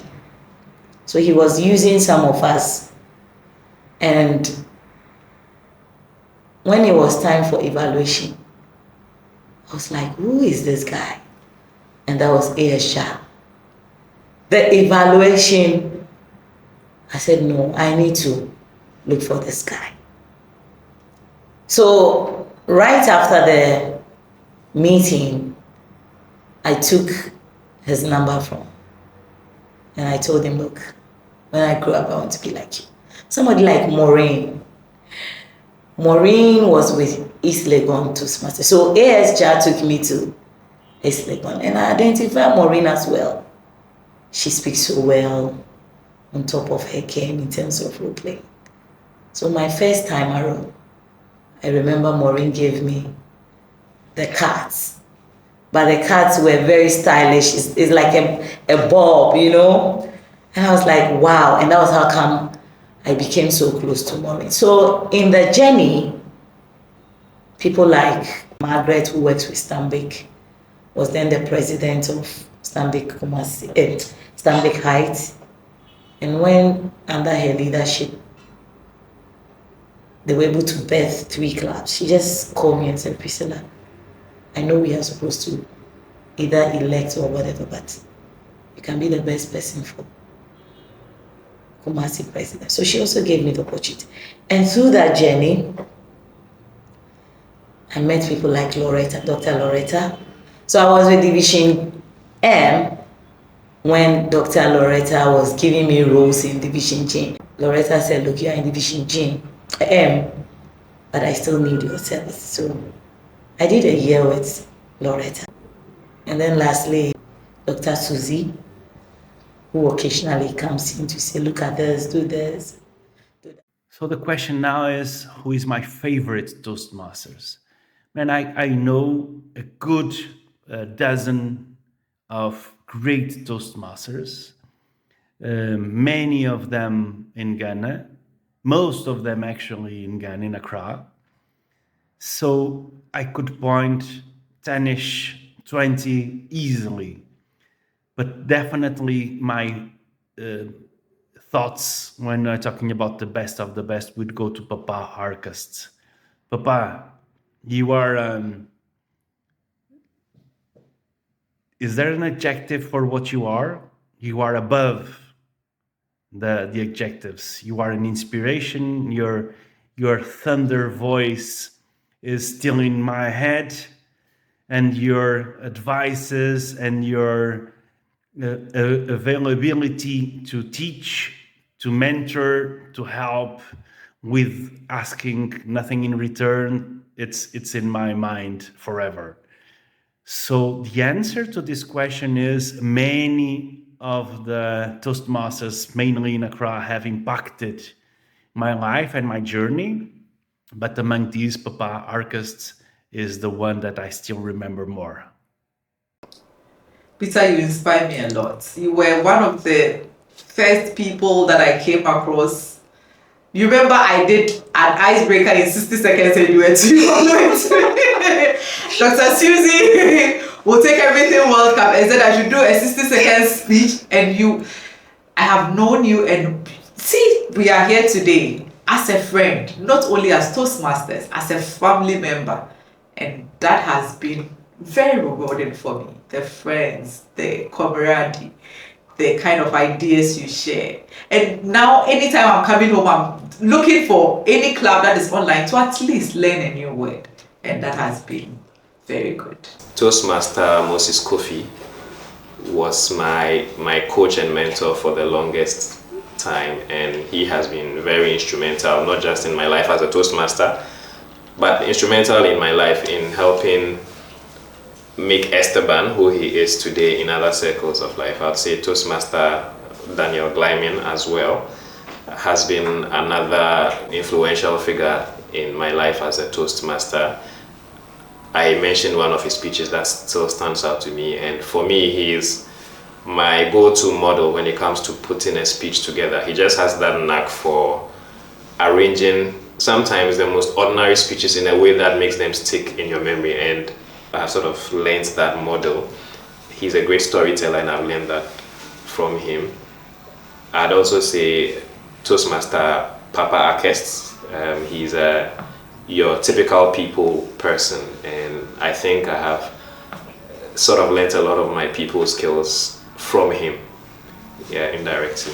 TM Peter. I would definitely say DTM Harriet has also been very instrumental, because I remember when I joined Toastmasters, I was asked to, she pushed me to really develop this schedule for delivering speeches and all that. So those two people have been very, very amazing in my Toastmasters journey. I would say DTM Elizabeth, Toastmaster Nakai, DTM Precious,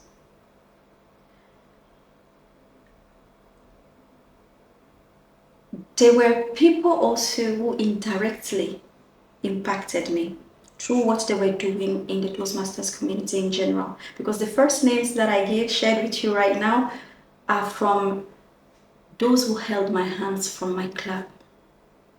They showed me the way, selflessly.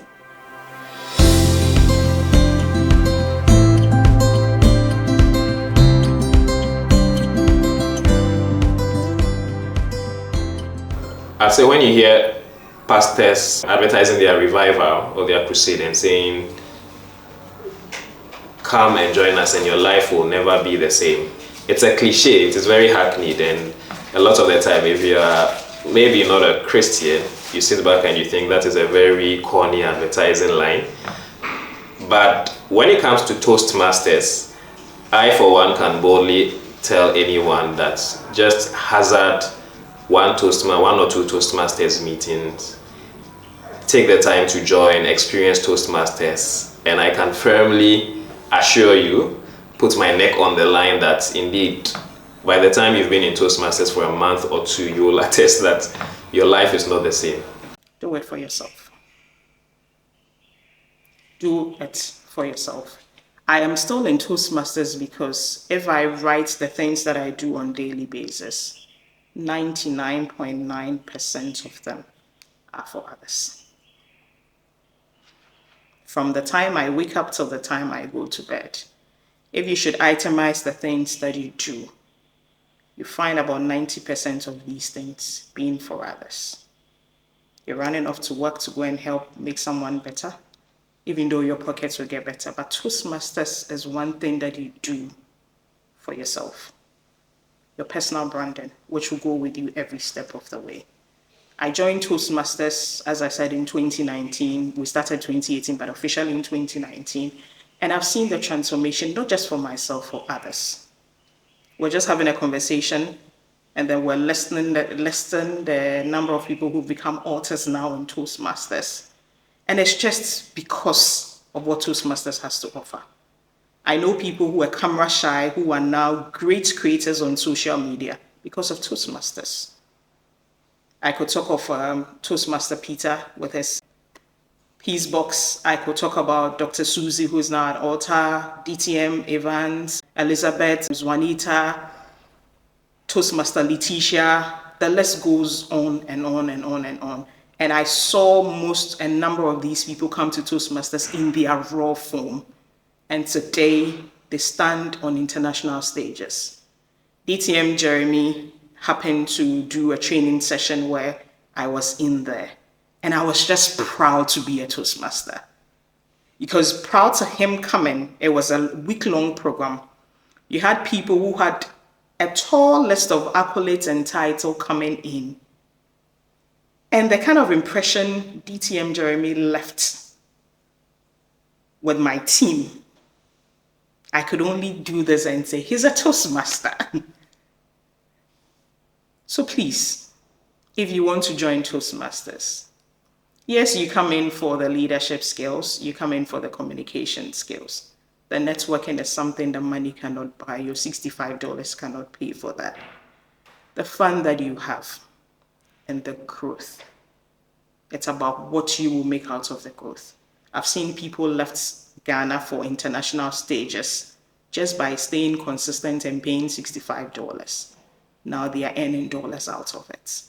So please, just do this for yourself.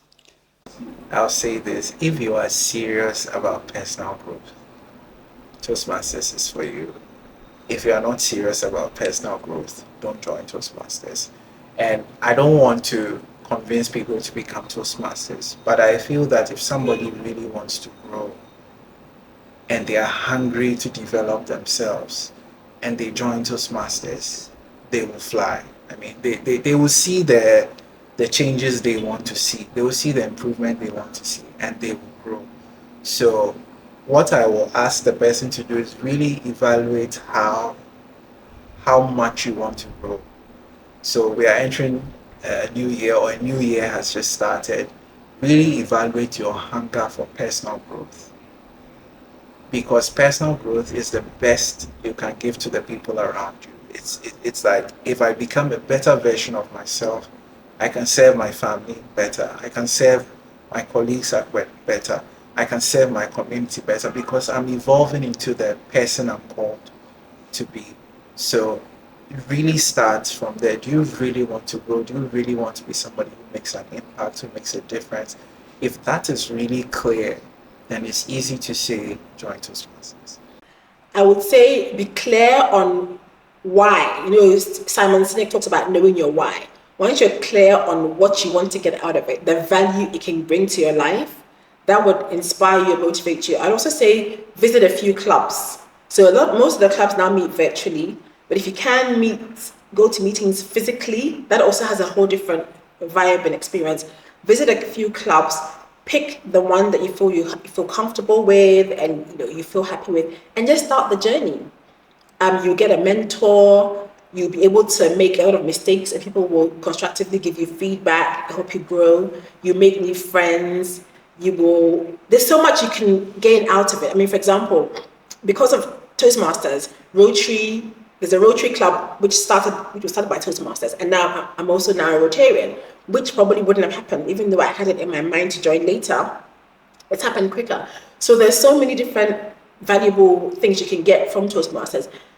But you have to know what it is you want from it so that it's going to be worth your time, your investment, your commitment, because you have to give speeches, you have to play roles, you have to go through the process, and it's through that journey that you will develop yourself as a speaker and a leader and eventually reap the benefits. Whether you're going to be using it as I do in my work or just in your normal day-to-day life, as an employee or as an individual. But I think the benefits, no, not I think, I know that the benefits are incredible. And in terms of the structure and what's offered, what we're paying, it's like minimal. And so once you apply yourself in the time, you reap your return on investment many, many times over. So go for it. It's what I'd say in short. Two of the most valuable and transferable skills in any industry, any area of your life are communication and leadership. Communication and leadership are so core to almost everything that we do in our relationships with our families, with our spouses, in our jobs, in our careers. And the best place to hone those skills is Toastmasters. Once you are able to convey your thoughts in a manner that people find coherent, whether we like it or not, a lot of people still judge your intelligence by your ability to communicate or not. So you might as well learn how to do it effectively so people don't constantly underestimate you. Leadership is something that you have to do individually yourself. Sometimes you have to lead yourself, but you don't know how to. And Toastmasters teaches you a lot of that. So you're basically killing two birds with one stone by joining a community of like-minded people. And the great thing about it is you don't have to do it alone.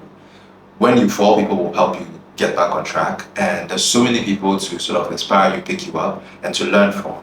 So I would say that two of the most transferable skills are what the Toastmasters community offers, and you would be doing yourself a great disservice if you remained, sitting on the fence for too long, because in this period you could have been improving and becoming the better leader and communicator that you want to be. You see, as a yes, I will not say much, but you see, Sebanchi and Abachinya, alright.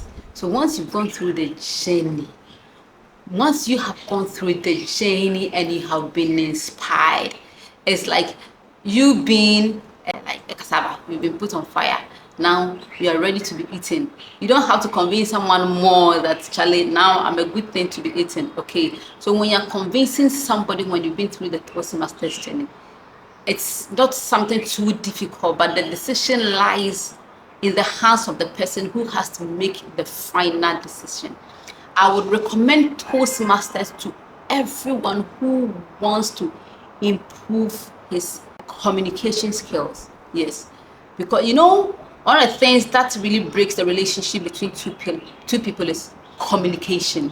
So imagine you have a role to play every time. You need to call. Someone has to call you and all of that. When you have a role to play, you have a speech to give, you need to let someone assess you and give you feedback. So there is always communication. So it helps you improve your communication skills.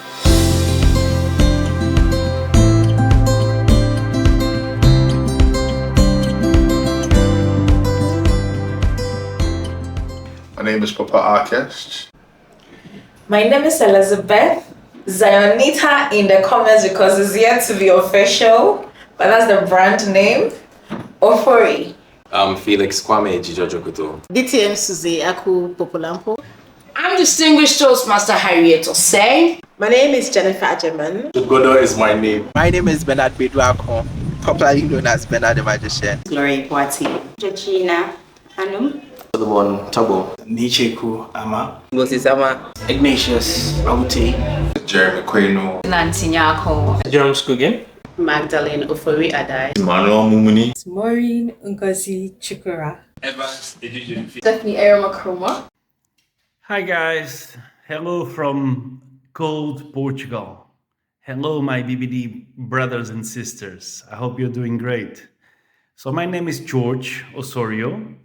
I am Portuguese and I am Ghanaian by heart.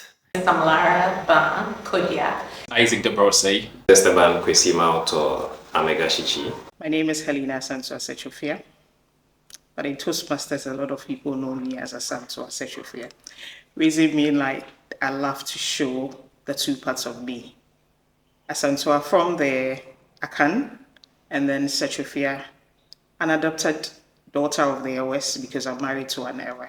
So immediately I put that name up, it becomes an icebreaker for me. People want to know how come Asantua and then Sechofia.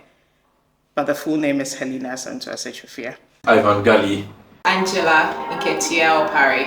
Eric Ade Daku. Miss Gloria Bempon. Carla Kolache. Miss Cassandra Dapa. Michael Adute. Patricia Difamen Salakai, DTM.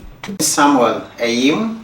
Dr. Loretta Abena Sapon. Albert Osei. Tadiatu Medina Barry. McLean Otuata. June Metsununu. Paul Fojo Jr. Letitia Opon. I am Emmanuel Boabin. Celestina Dakon. Carl Anthony Quay. Belinda Rumi. Freeman Selom Jito. Salma Osman. Emmanuel Bote Bokiti. Priscilla Arabakam. My name is Godwin Amuzu. Miss Glenda Hayford. Hello, my name is Amisha Dayofori. Prima Buama Benedicta. Alfred Selassie Ja. Within the Toastmaster circle, they call me AS Ja. We provide a supportive environment with like-minded people to practice your communication skills and leadership skills. So join the Toastmasters Club if you want to be the best version of yourself. Google Toastmasters or search for Toastmasters Club near me. Find a club near you and thank me later.